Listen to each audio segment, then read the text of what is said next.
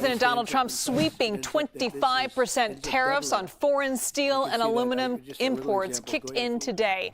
Hours later, Canada promised to announce more than $20 billion in retaliatory tariffs on the U.S. Now, the counter tariffs expected to hit American computers, sports equipment, cast iron products, and much more. And Trump's on and off trade policy has some Americans feeling tariff whiplash. Are Canadians feeling too? What's the atmosphere like in Canada with the day-to-day changes? I want to bring in David Akin here from our partners there in Canada. David, how are Canadians feeling about all of this? Yeah, tariff whiplash is exactly the right term. And of course, in the United States, you're sort of just catching on to it now. It's been like this since the beginning of the Trump administration for Canada, and there's a great deal of frustration and a great deal of anger. Travel to the United, you can see it's winter here. Canadians like to go to Arizona or Florida, watch some spring training this time of year, and travel by Canadians to the United States destinations, Vegas, etc. It's down by about 18%. So big tariff whiplash up here. And it's likely going to get worse because remember, Canada and others around the world are responding with retaliatory tariffs today because of these steel and aluminum tariffs. But America had put some tariffs on Canadian goods a couple of weeks ago, and we've already got retaliatory tariffs on about $30 billion Canadian of American imports. So what we did today is on top of that $30 billion. And let me keep going here. There's another deadline coming up on April the 2nd.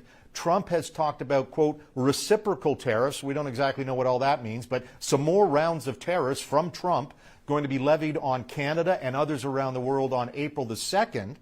And if that happens, then Canada will respond with some more retaliatory tariffs on about $120 billion Canadian of more American imports. The bottom line on this tariff whiplash is stuff is getting more expensive for Americans. Stuff is getting more expensive for Canadians. You may have seen the White House press secretary yesterday saying the mind-bogglingly ridiculous statement that a tariff is a tax cut. No, a tariff is a tax, and it's paid by importers, and it forces prices up. And that's what's happening right now because of this tariff whiplash on both sides of the border.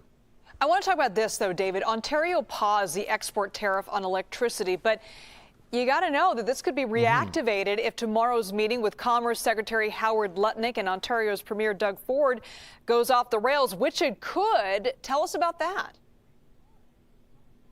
That's right. So the Ontario Premier Doug Ford, Ontario's Canada's biggest province, Ontario Premier Doug Ford, so frustrated with this whiplash, he warned for several weeks that he was going to impose a 25% export tariff on about 1.5 million Americans in New York, in Michigan, in Minnesota that use Ontario electricity. And he followed through on that, and that's what he put on Monday. Trump hit the roof. Trump on social media talked about shutting down the Canadian auto industry.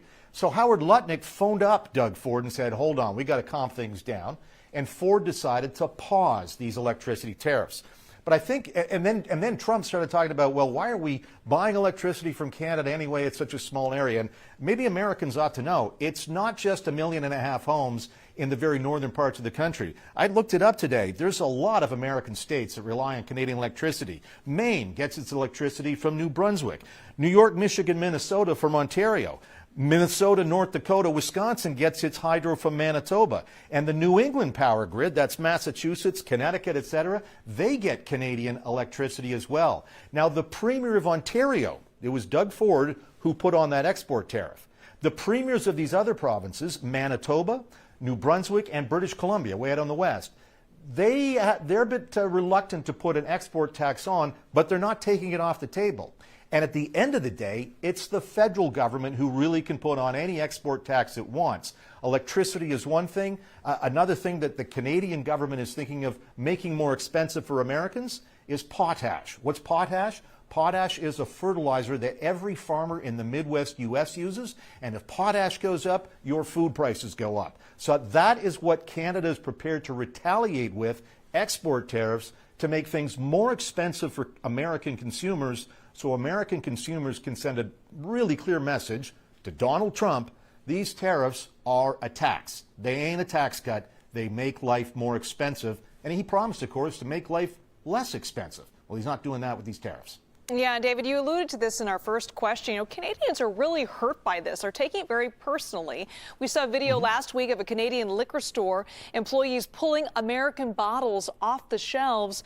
What reactions are you seeing from some of the smaller Canadian businesses? Yeah, so in many provinces, not all, the control of liquor sales, it's a provincial monopoly. There's a Liquor Control Board of Ontario or one in BC, and yes, they pulled all the Jack Daniels, all the bourbon, all the Oregon wine, all the California wine is gone from pretty much any outlet. Ontario alone, I think, spends something like $4 or $5 billion buying American booze a year. So that's one thing, and that's nobody in Canada is complaining about that. We can find wine from other parts of the world just fine, and we're drinking rye whiskey instead of Kentucky whiskey. In any event, that's one thing. That's a lot of money, and I know that Jack Daniels is complaining bitterly. And now you may have seen the European Union is also putting a tariff, a retaliatory tariff, on whiskeys and on Harley-Davidson motorcycles in response to Trump's tariffs. So Canadians are looking for any and all ways they can to stop buying American, stop traveling to America. There's lots of law firms that are prepared to hold, conferences in the desert in Arizona this time of year. Their companies will have their annual meetings in the States. Not doing that. They're canceling those. So this has got everybody annoyed. And again, as every Canadian political leader has said, from the Prime Minister to his Finance Minister to all these premiers, this is not because Canadians do not like Americans. It's because of the actions of one Donald Trump, and that's what they're trying to press right now. Yeah, there are friendly neighbors to the north, and right now it's not such a friendly relationship. Global News and Chief Political Correspondent David Akin, always good to be with you. Thank you so much for joining us.